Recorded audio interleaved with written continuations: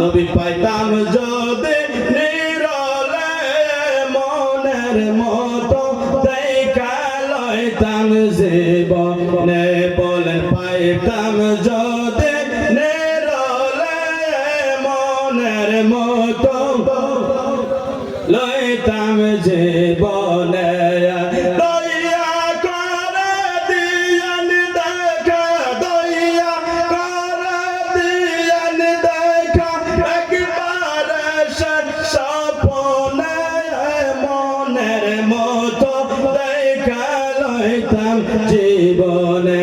বন্ধুগণ আমার সময় যেহেতু কম সময়ের ভিতরে ঘটনাটা শেষ করতে হবে। আল্লাহর নবী হযরত ঈসা আলাইহিস সালাম ডাক দিয়া বললেন মক্কায় কি জন্য যাইতে চাও, কি জন্য মক্কার ভিতরে যাইবা, কি জন্য তুমি মক্কায় যাইবা?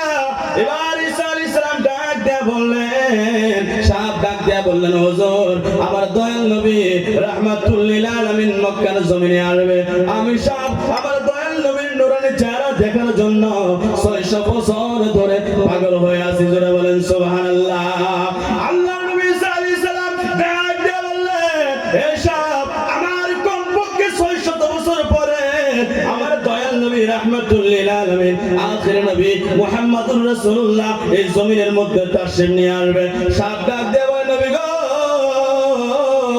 আমি 600 বছর ধরে আমার দয়াল নবীকে দেখার জন্য পাগল হয়ে আছি, আর 600 বছর যদি থাকতে আমার জন্য কোনো ব্যাপার না, আমার দয়াল নবীর জন্য আমি আর 600 বছর পর্যন্ত দাঁড়িয়ে থাকতে পারবো। সুবহানাল্লাহ। আমি মক্কায় এই জন্য যাইতে চাই।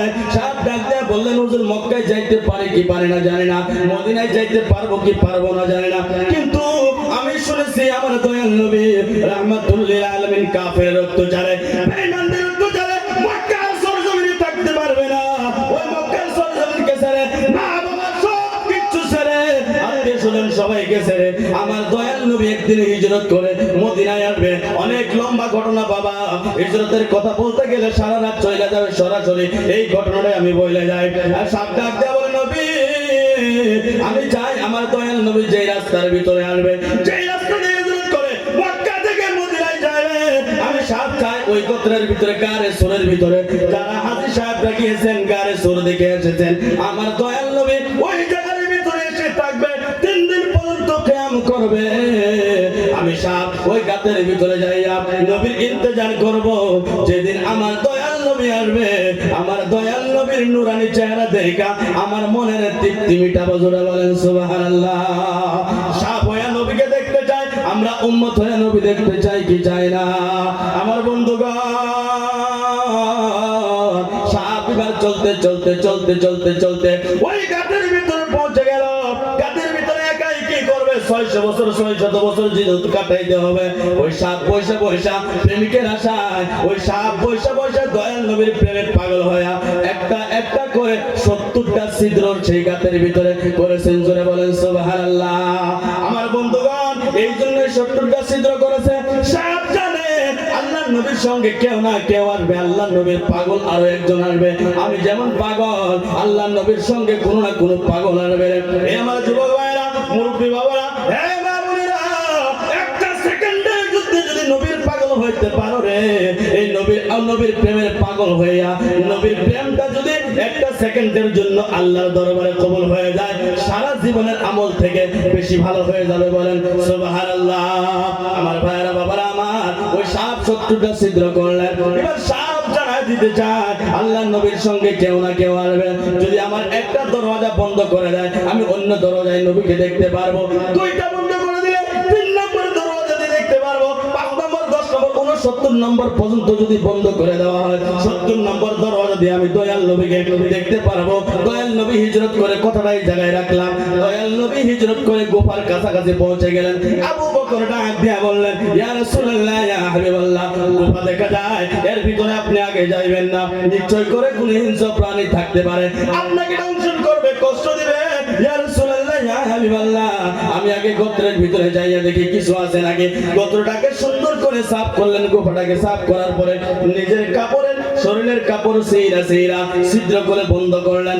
বন্ধ করতে করতে 69টা ছিদ্র যখন বন্ধ হয়ে গেল, একটা ছিদ্র বন্ধ করার জন্য কাপড় শেষ হয়ে গেছে।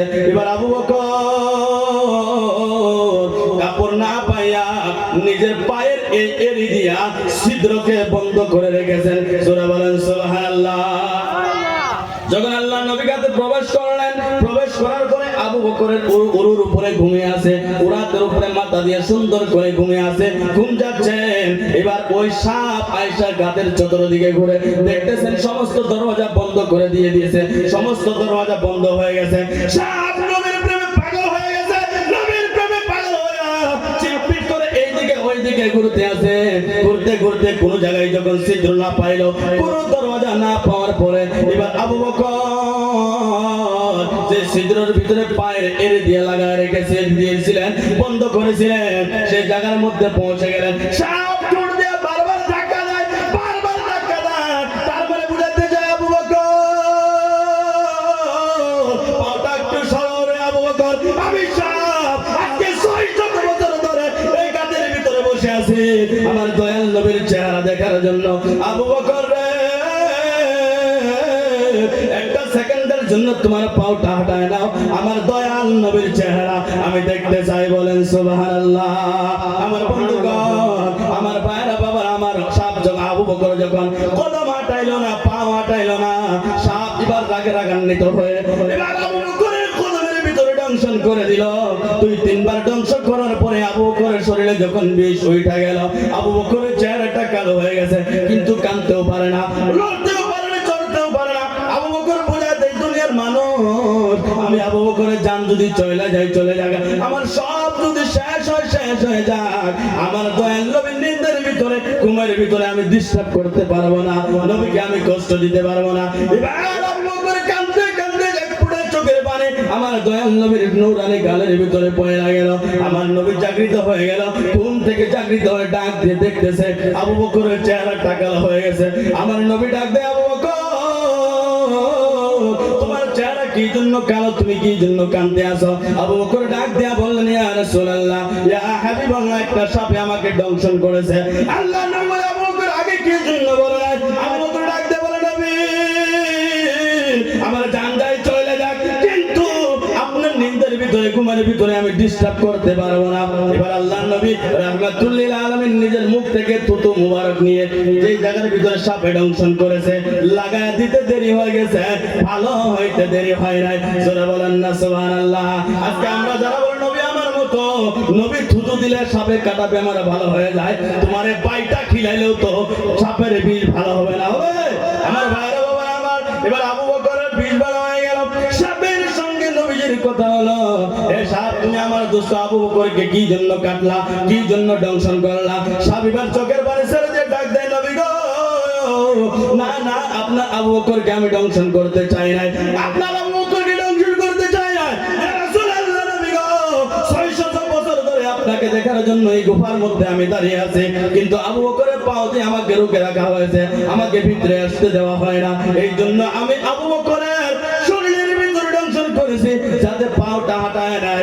আমি 600 বছর ধরে আপনার চেহারার দিদার করার জন্য দাঁড়িয়ে আছি, আবু বকর পাও হাঁটাইলে আপনার নূরানির চেহারার যাতে আমি জিয়ারত করতে পারি। জোরে বলেন সুবহানাল্লাহ। মনে বড় আশা ছিল যাব, জোরে বলেন মনে বড় আশা ছিল যাব, এ নাই বলেন মনে বড় আশা ছিল যাব মদিনায়। আসসালামু আলাইকুম ওয়া রাহমাতুল্লাহি ওয়া বারাকাতুহু।